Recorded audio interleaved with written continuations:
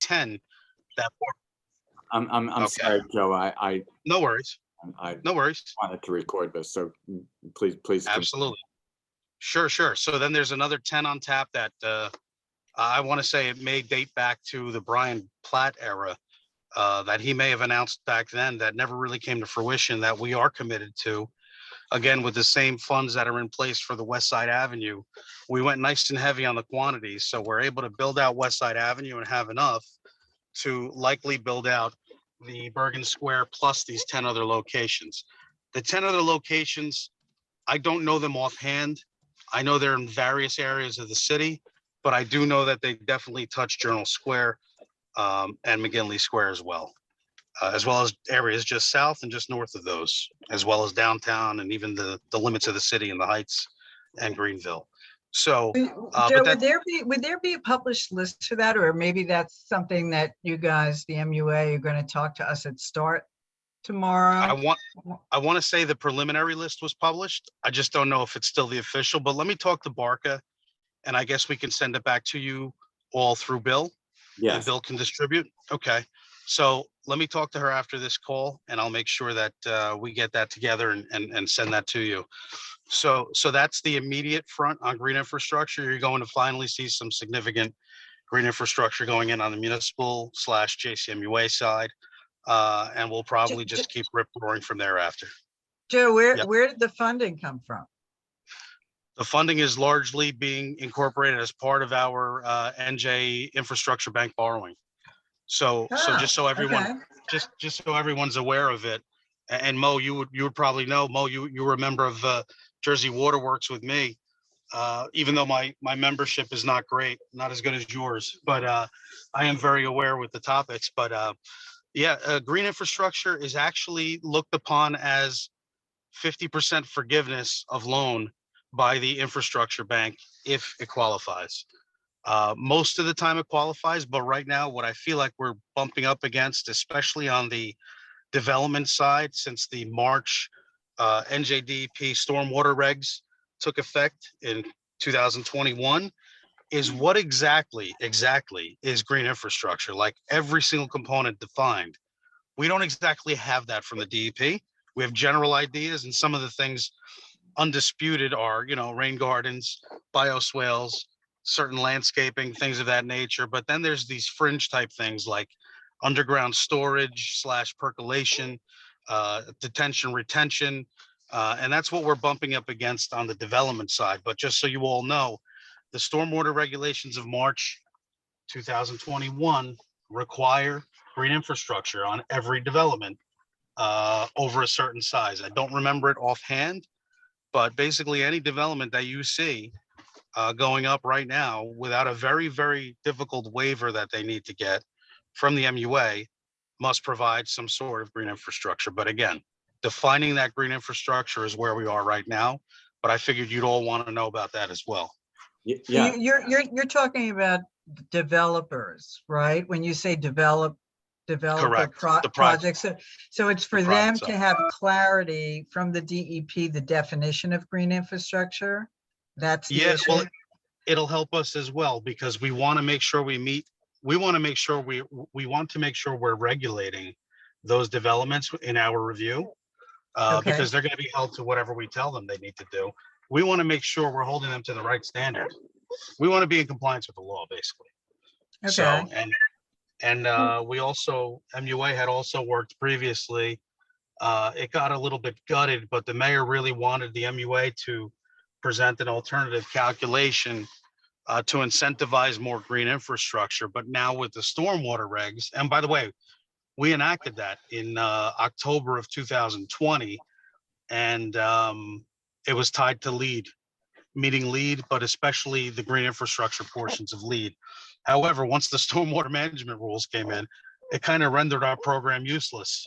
So we're trying to redesign it in a way where there still is incentive, because basically between the planning changes and the stormwater regs of the DEP, just about everybody has to install green infrastructure at this point. Joe, Joe, can I ask a question about? Can I ask a question about? Go ahead, Sure. Mark. I'd like to ask a question about the Green Infrastructure Bank. Are those, as I understand them, I mean, I looked into this years ago, they're very low interest loans. So are those loans available to private developers?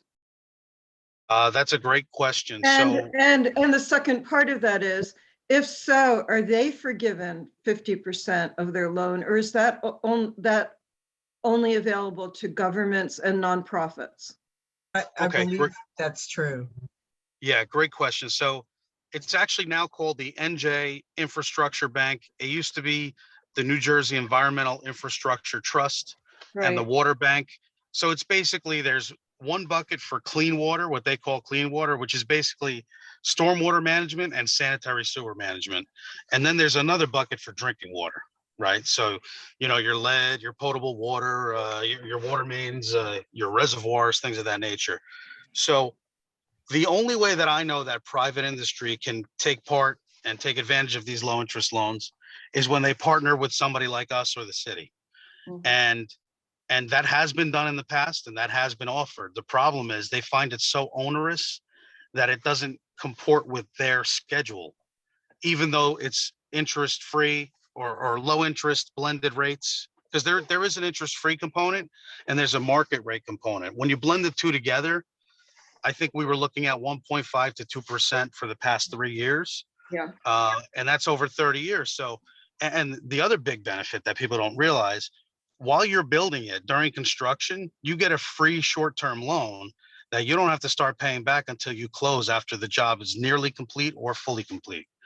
And that's what we tried to do at the MUA. We tried to incentivize, especially on some of the bigger developments, Canal Crossing, Bates, Bayfront, although Bayfront is owned by the city, where we tried to, Mill Creek is another one. Mill Creek is the Grand Jersey development across from Liberty Harbor, because if the MUA can take the lead, we can lock in today's dollars, secure those loans, build the entire infrastructure plus green infrastructure and some recreational space if it's tied to green infrastructure at today's rates, low interest loans, have it funded while we build it for them for all of these various owners, and then hit them with a or very fairly give them a favorable tax, special tax over 30 years that pays down the debt.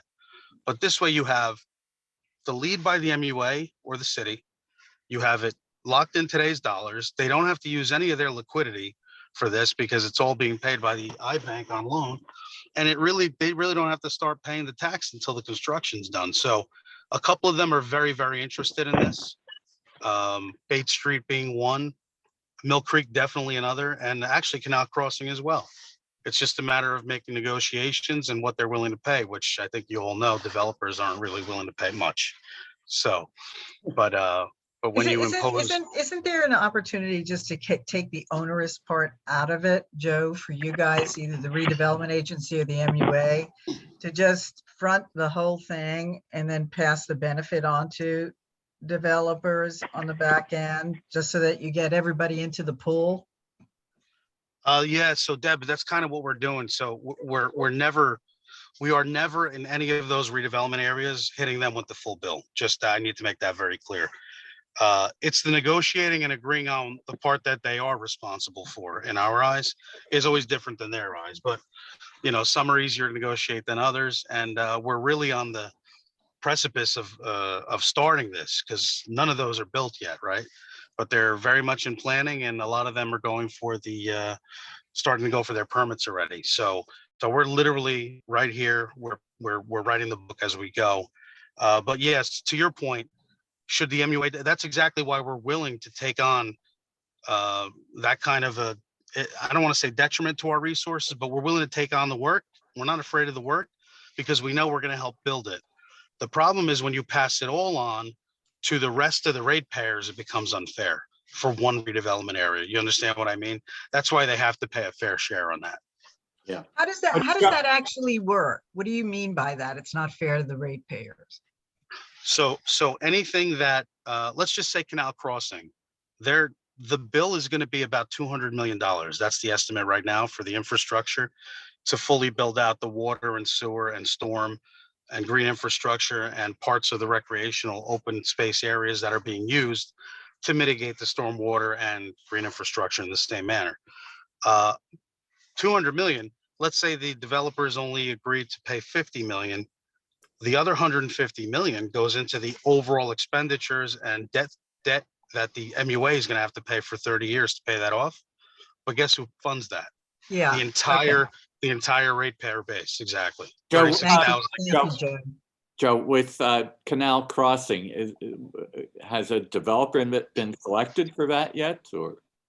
There's actually 5 owners that I know of. One of them being the JCRA, but the other 4, there's about 3 of them that have JCRA redevelopment agreements, RDAs. The one that's really moving forward now is it's a conglomerate of the Bore development companies and Hampshire development companies.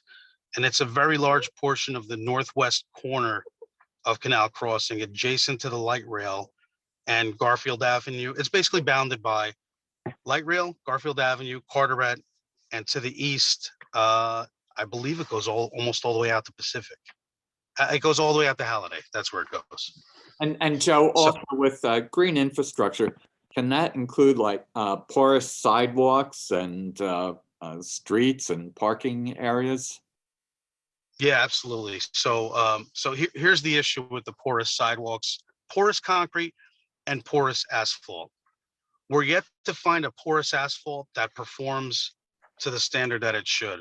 As it is, the asphalt that we get now that's completely impervious is only lasting us about 5 years before it starts unraveling seriously. So Really? just so everyone's aware, we have a major epidemic in this state and probably in the country where the reuse of milled asphalt recycled is not properly being formulated to blend with virgin materials, virgin asphalt cement, so that it sticks properly and holds for long enough. Not only that, we're also using this brine treatment. This brine treatment just rips roads apart like I've never seen, because it's about, I want to say it's about 10 to 15 times more salty than like ocean water. So if you try to put ocean water on snow, it will not form anywhere near what this brine does, or even the salt that we put down. But these types of chemicals just tear these roads apart. So now picture making an asphalt mix that purposely puts pores in it so that the stone on stone contact is a little further apart. There's less AC in between, asphaltic cement. Once the water gets in there, freezes and thaws, it just wants to bust that apart that much more. So it's been very rare to find a very good acting porous asphalt in this zone. You know, the hardiness zones and landscaping, the tropical ones do very well. Even the Midwest does very well. Anything that has a lot of snow and ice is not doing very well. Concrete reacts a little bit better. However, if you don't vacuum the hell out of it constantly, it will fill with silt to the point where it will not drink any water. So what we recommend is porous pavers. They have a very defined opening, about 1/4 inch to even 1/2 inch all the way around them. They have a very nice pea gravel that fills up the gaps in between them, and then clean crushed stone. Those seem to work the best, but they cost the most as far as pervious pavements, resilient pavements. Okay. So is it the case then, are you feeling better these days, Joe, than just in terms of, circling back to cost, because that's the bottom line, right? With access to infrastructure bank funding and more interest in developers and you guys on the move to negotiate some of these deals, but just to keep doing this, even porous pavers, which is the best solution, the most resilient solution, but the most expensive, becomes in reach, where some of these projects before, I understood that you guys just were not doing because they were too expensive. Yeah, so a lot of this stuff is becoming a little bit more cost effective. It's not moving as quickly as I'd like it to because everything else is making everything expensive, right? Materials are skyrocketing. We're still having the supply chain issues we had of the last 2 years. It's gotten a little better, but it's not completely there yet due to the pandemic. But I do want to rephrase one thing. Porous pavers as compared to porous asphalt or porous concrete is the most expensive, but it's Right. not the most expensive green infrastructure per se. There are others. But right now, the rain gardens that we're trying to build near the corners and mid-block and the bioswales, depending on how in depth we get, they can run fairly expensive as well. None of it is really cheap, dollar for dollar compared to gray infrastructure, which nobody really wants to hear. But we're going to have to hear it because we're running out of room in the roads for gray infrastructure. But I will say gray infrastructure has to be brought up to speed as well. And that's where a large part of the 1.2 billion, to your question, Bill, in the EPA consent decree that we just signed recently, a lot of that is gray. Most of that is gray. There is some green in there, but it's very little. There is green on our long-term control plan, which some of you are familiar with, and that's the 30-year plan, which also we're looking to share regionally with the Passaic Valley communities, but we really only get points towards percent capture on anything on the Hackensack River side. Anything on the Hudson River side is basically for our aesthetics and our good feeling, but we really don't get any credit towards the long-term control plan, which right now I believe even the regional cost that Jersey City is going to have to fit sits at about 550 million. That is not, or parts of that are not in the 1.2 billion that the consent decree was approved for. But I do want to give one little caveat about the consent decree. They gave us 10 years, but we reluctantly signed knowing that 1.2 billion over 10 years is going to be almost impossible to physically build without paralyzing traffic and everything in the city. So we're trying to get an extension or a little bit of a deferment so that we can get some of the design done and build it and stretch it over time, because debt service wise, we don't want to kill the rates either. We don't want rates to double and triple in 15 years, without not even talking about inflation, just talking about in today's dollars.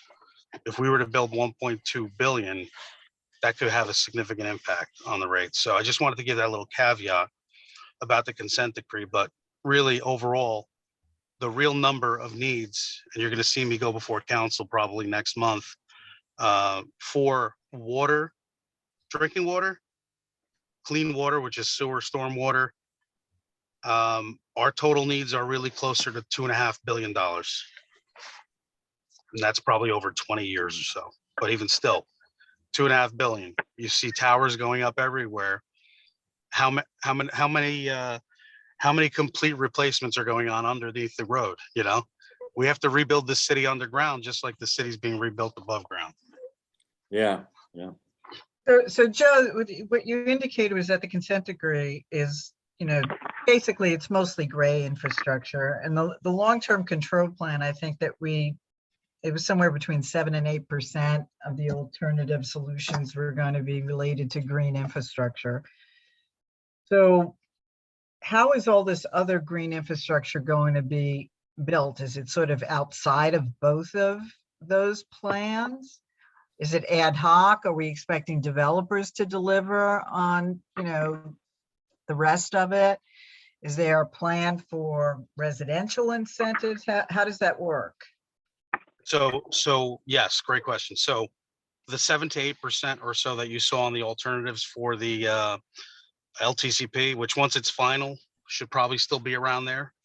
That's all meant for within the right of way, and wherever we can control. But anything above that is going to be bonus. But again, don't forget the stormwater regs require it on the private development. But yes, we're trying to retool that, the water connection and sewer connection fee system that we have for new permits when anyone needs to perform any major change on their property. And I forget what defines the actual major change. I apologize off the top of my head, but I thought it was 1 acre. I thought it was 1 acre of disturbance, but I could be wrong. That sounds really high. Joe, Don't quote me on that. Yeah, I think it's lower than that. Joe, It is lower. It is. yeah, could you please, for the benefit of some people who may not be totally clear, what exactly is the long-term control plan? If you could give a quick summary of that. Sure. So really simply put, as simply as I can. Jersey City captures during peak storm events, because just so everyone knows, the vast majority of our sewer system is combined. Storm combines with the sanitary.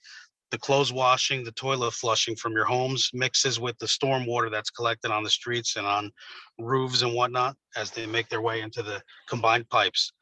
When those combined pipes overflow so much that they can't make it to the treatment plant ultimately at Passaic Valley via the force main systems that we have, they overflow to the outfalls that go to both the Hackensack River and the Hudson River. It's just a fact of life. It's been that way for well over 100 years, probably well over 120 years. We're not the only community. There's 13 others. I believe there's 13 others. So the long-term control plan, the EPA is requiring, and the DEP has also approved the same number. They want us to go from about 52 to 55% capture. And when they say capture, we're capturing about 52 to 55% of the overflows, or the flow, I should say, the flow from storms, and keeping it in the system without going into the rivers. That's not a great number. That means just about just under half of the water during storm water that mixes with combined goes into our rivers. They want to see us up near 85%. And that's the crux of the LTCP. And They're giving us 30 years. 30 years, okay. They're giving us 30 years. They're also allowing us to balance it with our neighboring Passaic Valley communities, such as Kearney, Bayonne, North Bergen, part of Union City. Passaic, believe it or not, is a contributing city. Kearney, did I say Kearney? Well, Kearney's one of them. And I forget, there's about 8 communities. Oh, East Newark, Harrison. So Newark has a very large interceptor planned to be built that will run under Route 21, adjacent to the current one they have, that will pick up more flow from the towns north of Newark and send it over to Passaic Valley for treatment. That will take care of a significant amount of additional capture on the storms that I mentioned before. We're able to share in that, which would bring our number down because we're doing a regional plan. Overall, all of us together are going to reach the number that the EPA wants. But whoever is higher or lower in between there, they're accepting that as a team effort. So they're not going to say, Newark, you better hit 85 percent capture. Jersey City, you better hit 85. Jersey City may be able to go about 75 to 80% because Newark's interceptor may put them at about 90%. Well, If that makes any sense to you. yeah. So What that's the percentage is Newark capturing now? very low, like us. Yeah. Maybe even possibly even lower. The problem with Newark is, and I don't know why it's set up this way, but it's quite an environmental injustice problem. They are throttled back at Newark to allow some of the communities north of Newark to flow more freely so that they don't flood, but at the detriment of Newark flooding. So Wow. Kareem could explain this to you very deeply. He's very charming, very smart guy. He's the gentleman who runs the water and sewer for Newark. He's also very involved in Jersey Waterworks. But yeah, he would know that a little bit better. Long-term control plan has been submitted. The regional approach has been submitted to the DEP for quite a few months now. Not quite a year, but it's their responsibility to get Passaic Valley to sign off. Actually, Passaic Valley got us to band together, oversaw it, submitted it to the DEP on our behalf. Now the DEP has to get it to the EPA if they agree with it. So that's kind of, we're in the limbo right now. Okay. And does anyone else have questions? Mo, Maureen, Helen, Chris, Sonia, Ryan? I actually have another question. We have, Wait, Deb, give somebody else a chance. Mo, and any questions? Or I do have a question, and Joe, I think you might have already answered this, but I'm kind of flabbergasted. The 1.2 billion consent decree, that is completely separate from the long-term control plan. There's not any overlap or any No, from it? No, there's definitely overlap. It's just not 100% inside of the 1.2. So the 550 or so, 550 million from the long-term control plan, is not completely part of the projects that make up the 1.2 billion. Okay, but there is I would have overlap. to, there is overlap. There's definitely Okay, that's overlap. good. That's Yeah. good. One thing everyone should remember is when the consent decree was first drafted at the end of 2010, and it was a result of us being sued by the EPA for not doing enough, right? And that's why we're doing so much now. And it took this long. We only committed to about $180 million of improvements, but we also committed to identifying the entire system and rating it. Now, what we did recently is we opened the books completely to them and said, here's what we're trying to do. It's literally $1.2 billion worth of work. You guys only told us to do 180 plus whatever else we found. We could have really stretched it and said, well, we only found another 100 or 2 million and had the entire consent decree locked in at 400 million and been done in a few years. But we took the high road. The administration did. The mayor's very much behind this to make sure that we do this right for generations to come, not just now. You know, whether we do it now or later, it's only going to get more expensive to do it later. Right. And Maureen, or Helen, or Chris, Sonia, Ryan, any questions? I certainly would have questions, but not right now. Okay. Well, I have another one. If I need to wait, I will. Go ahead, Deb. Okay, great. So, you know, you had mentioned, you know, how you work with developers, and I'm just wondering what you were trying to, you know, suggest is that you wanted to be able to oversee, you know, and sort of manage the compliance aspect of developers delivering on green infrastructure. You know, there are a group of us within Sustainable Jersey City that are taking a green infrastructure course with Rutgers, and we were having a great conversation the other day that had us all brainstorming about ways to get developers to build more green infrastructure.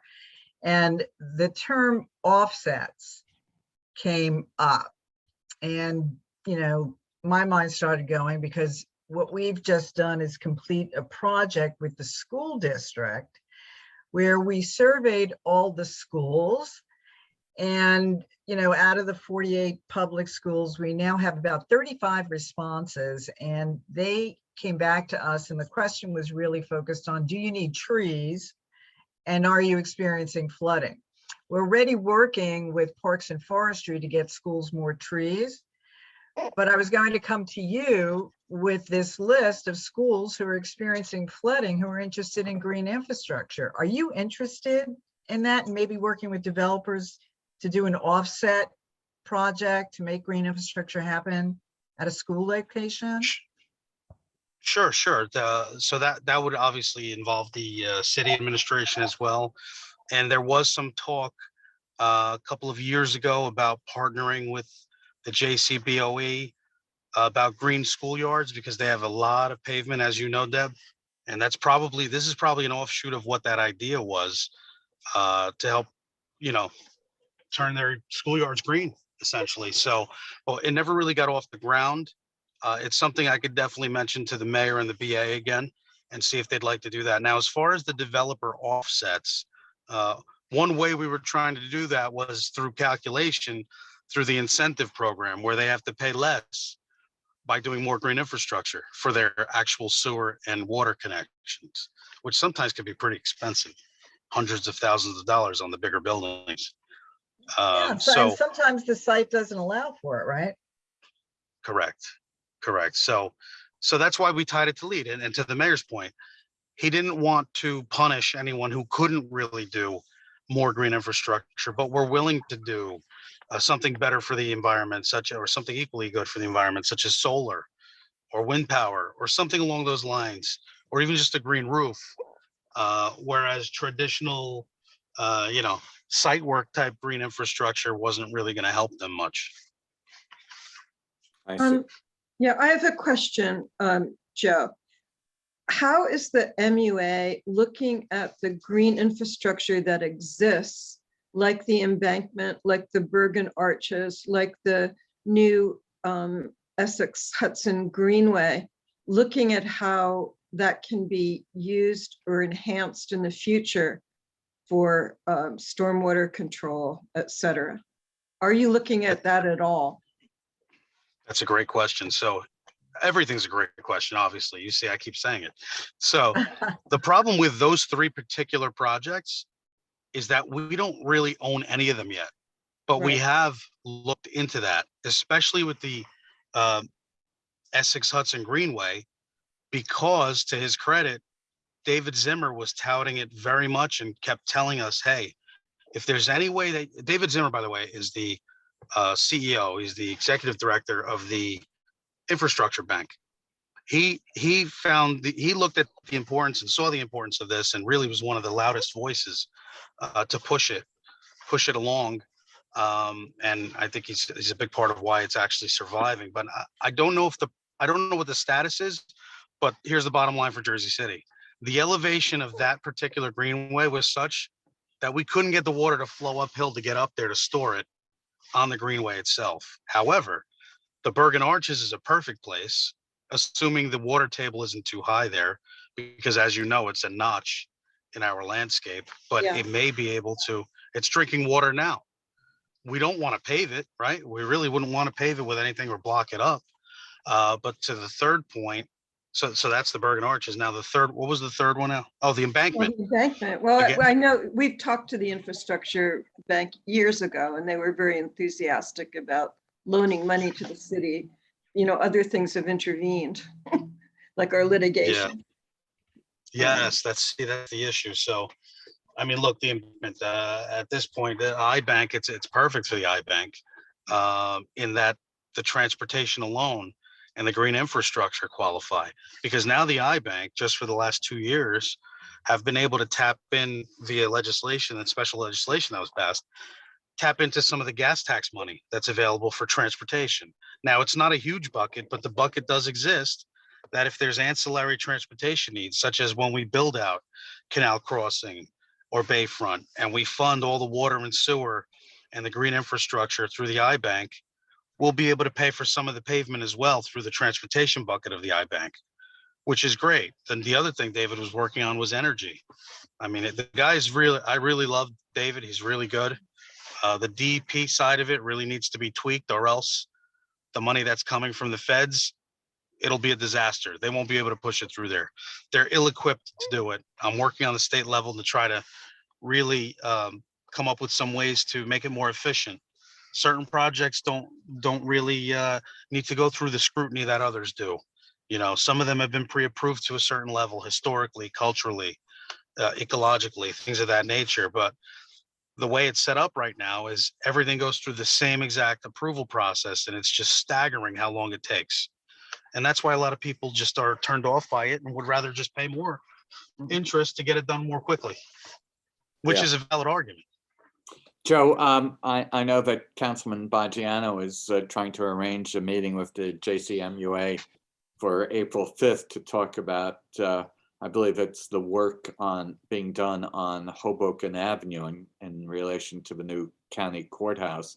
Is that correct? And, you know, that's. Yes. Yeah. Okay. Yes. So that particular stretch of Hoboken Avenue is so bad that the frequency of water main breaks and sewer breaks is such that it's costing us so much to do Band-Aids that we're just going to rip everything out and put it in new.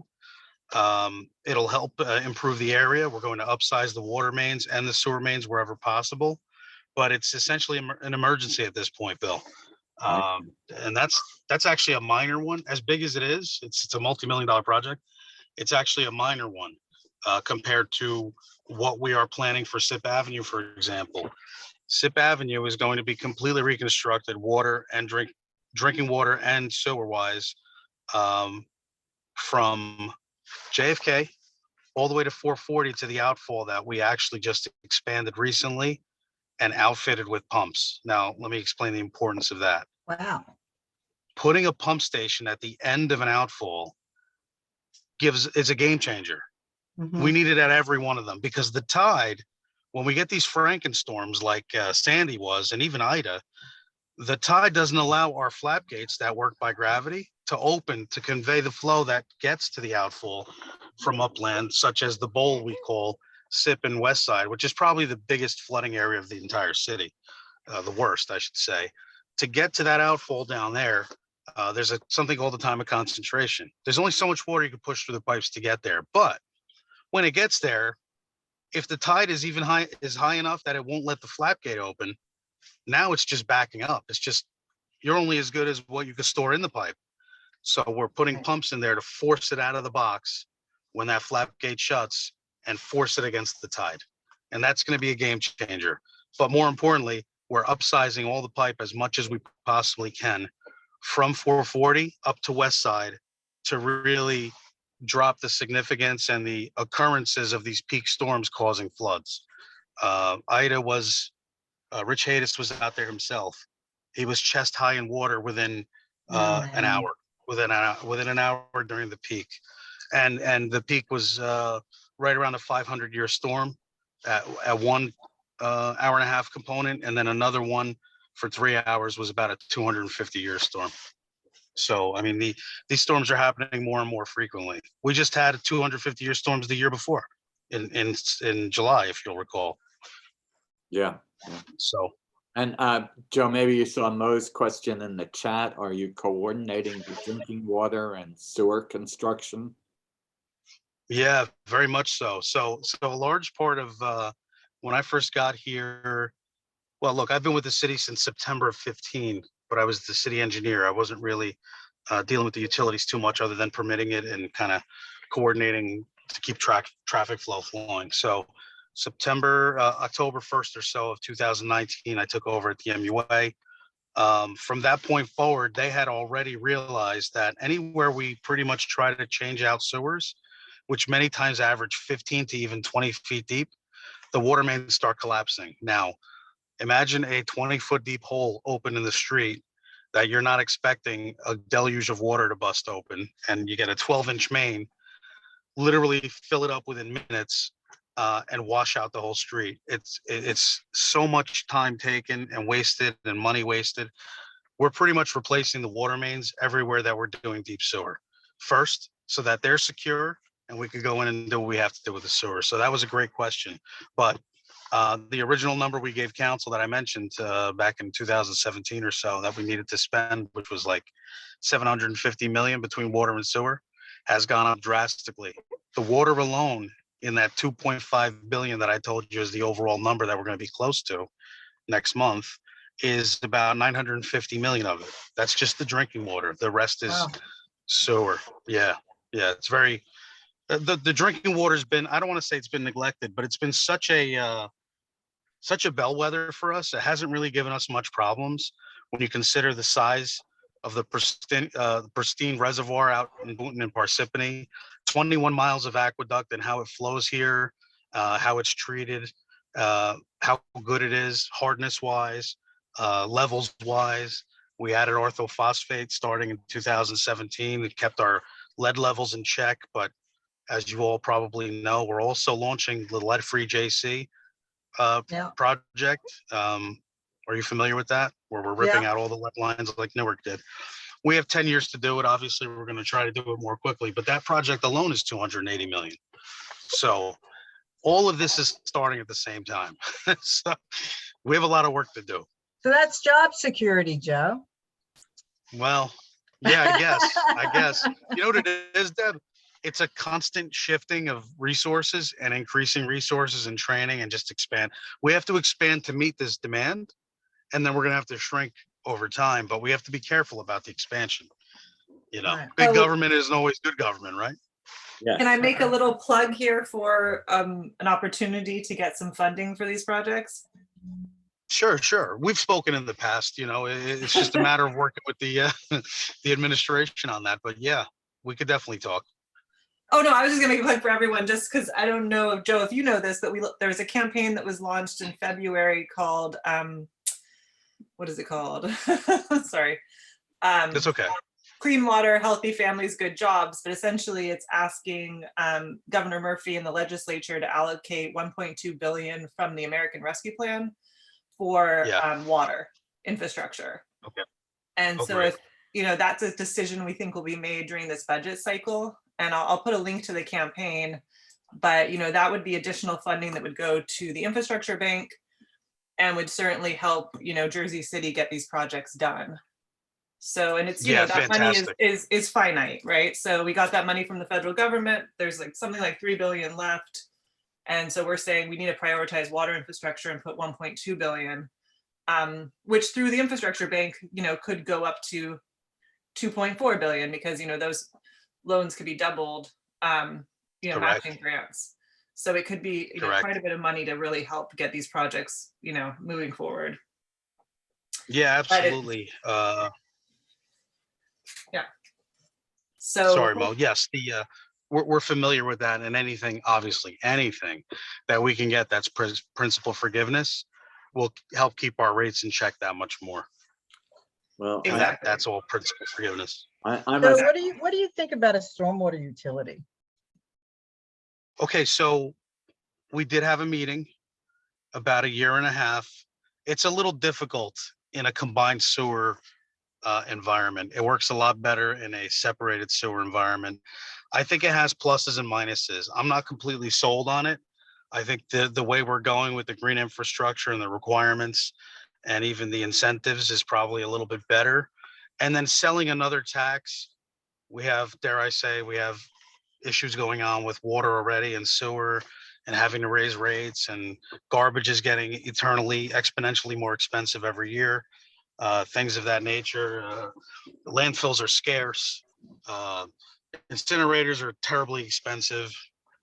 Things of that nature. So what I'm thinking about a stormwater utility, we would really have to look at it closely, but we're not against looking at it closely. It's just a matter of doing it. And unfortunately, it's been on the back burner since it first became law about a year and a half ago, I think.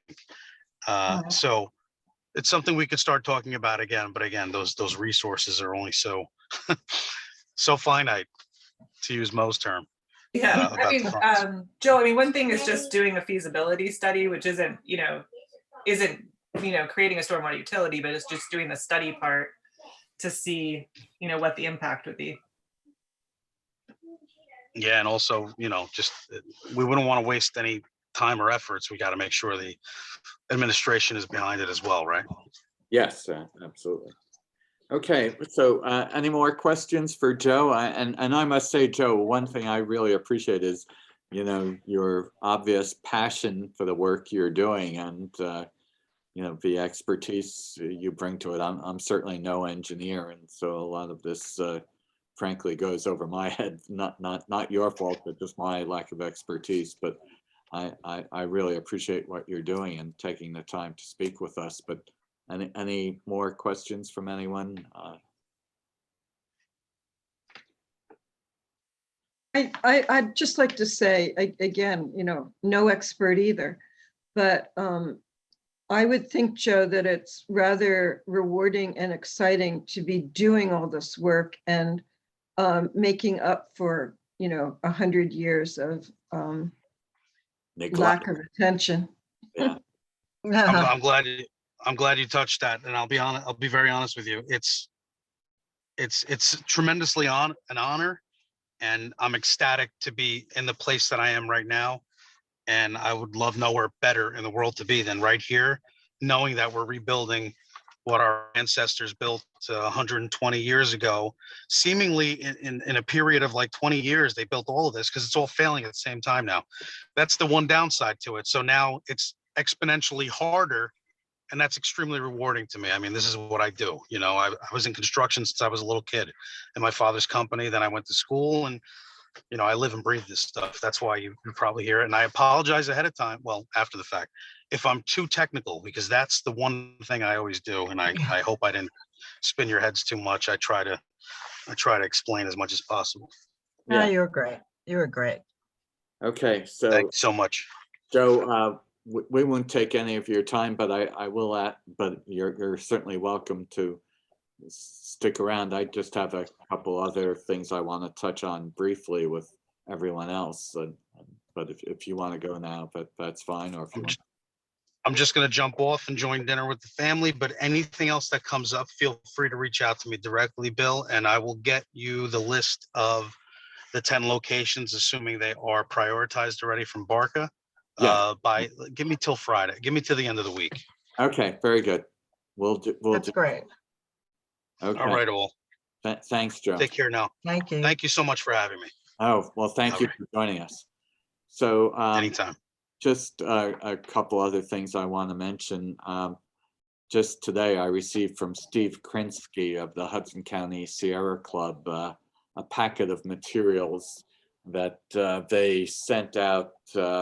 Actually, they sent it out last week while I was traveling overseas, but I will forward that to the Green Committee about the forum they had a few weeks ago, talking about I think Maureen, you were on that, correct? The Greenways Forum with the Sierra Club, and Steve spoke about the embankment. Is there a recording to that, Bill? I think so. I think that the link is in that. And so I will send that to the Green Committee. Maybe I'll wait Right. until I get the list from Joe. Hopefully I'll get that on Friday, but I'll forward that to everyone. So I don't, other than that, That's breakthrough. There's been many lists, but now a list, even if it's just 10 locations that are committed to, that's fabulous. yeah. And one other thing, the plastic bag ban, which I think maybe we'll try to get someone to speak on that subject at our next meeting, which will be April 20th, just 2 weeks before the statewide ban goes into effect. And I think I included in the announcement about this meeting a link from the DEP website explaining it. And it's exciting. It's also breathtaking. I myself for years have tried avoiding the use of plastic bags, and but I don't know, for a lot of stores, for a lot of consumers, it's going to be extremely challenging. And This also includes styrofoam, yes, thankfully. thank Great. God. Yeah, I don't know if it. So maybe we could get someone from the DEP actually to join us. But I don't know if it includes plastic straws, but we should. Plastic straws went into effect November. Yeah, well, I think you can still get plastic straws. Yeah, it's supposed to be by request only. It's not being enforced very well. Being served. Okay, so I'll try to get someone from the DEP, and Deb, if you or Mo or anyone else has some suggestions on yes, someone from the DEP whom we might ask to discuss this, and what are they doing to inform the public about it, because I've seen very little publicity. I think the Jersey Journal, NJ.com had an article, Tap Into had one, but I don't think there's been too much. Yeah, I'd like to know how they're going to enforce it. Yeah, exactly. Okay, so does anyone else have anything to add or suggestions? I was a little late in getting on, so maybe you've already mentioned this, Bill, but has everyone signed the Bergen Arches letter to for feasibility study that Raj Mukherjee was sponsoring? Because that's important for us to support, I think. Well, I know I did, and Is that going around just recently? Another round of it? It came up at the Greenways Forum. Maybe it's mentioned in the packet that Steve Krinsky sent me. But I certainly encourage everyone to do that. By the way, that's something, and Chris, you may recall, we spoke with Raj and Brian Stack back in, I think, January of 2020, trying, and I think it was Stack who actually suggested trying to get the state to do a feasibility study. And then soon after that, the lockdown began and everything went by the board, and it just seems like there was no way of getting the state to put aside any money for something like that when we were facing such an emergency. But yes, Maureen, thank you for raising that, and hopefully that's Right. it. Well, I think that I don't remember the last state of the letter. It may be misstating something, but even if you sign it, it will indicate your support. I believe the original letter I saw was talking about a budget, a bill with a bill number, and I looked it up and there wasn't any such bill. And then I looked back a couple of years and there was never, I couldn't find it. So I think that the letter's been changed, but even if it hasn't been, signing it will show support for the people who've been working on it, like Stack and Mukherjee. I understand from Mukherjee's chief of staff that a sum of money was going to be in the governor's bill that he talked about. I guess he announced last week or maybe 2 weeks ago. I've lost track of time.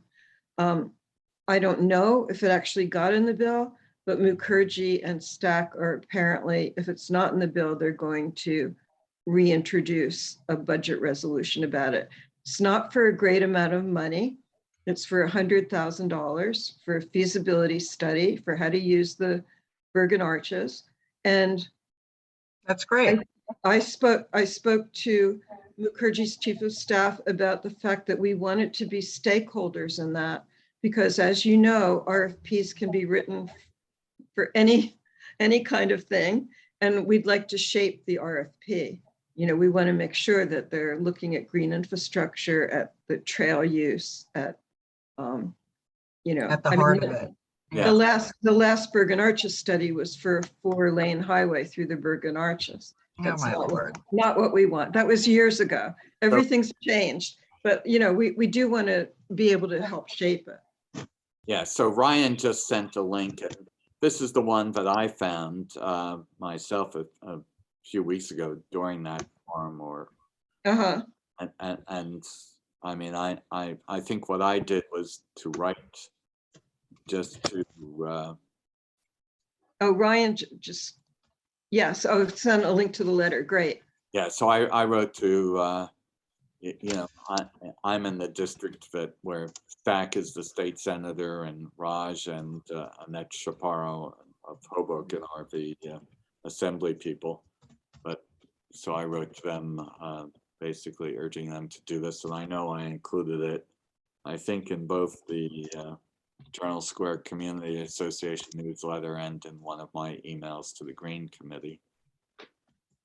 But, yeah, I strongly encourage all of you to, click that link that Brian sent and that Ryan sent and sign it. I think it maybe could have a more user-friendly format, but it's a good point. And I want before we sign off, I wanted to remind people about this Resilient Northeast New Jersey meeting that's coming up on the 29th. It kind of doglegs back to sewage-free streets and rivers, Mo. We didn't give you an opportunity to speak tonight, but it was of interest to consider on a more regular basis bringing the partners together at this meeting. We're happy to host that. And there seems to be a movement with Resilient Northeast New Jersey, and that meeting's on the 29th. They'll have both an afternoon meeting and an evening meeting, but to go beyond flooding. So they're starting to talk about some of these interrelated resiliency issues. And I think it is important that we all educate ourselves and sort of track to that conversation, because it seems to be what the city's tracking to, in a big way. So, and I've asked you this before, Mo, not to put you on the spot, but how, those of us who are working on this initiative with you how do we work with their initiative and how do we bring the two together and connect the dots? Otherwise, these conversations are all happening in separate corners of the room. Just saying.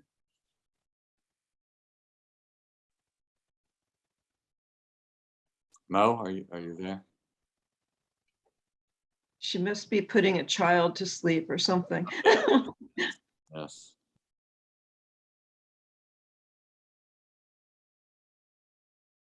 Oh, here she is. Sorry, You're Mo. muted. Sorry, Muted, it's like Bob. bedtime stuff going on here. Yeah, that's right.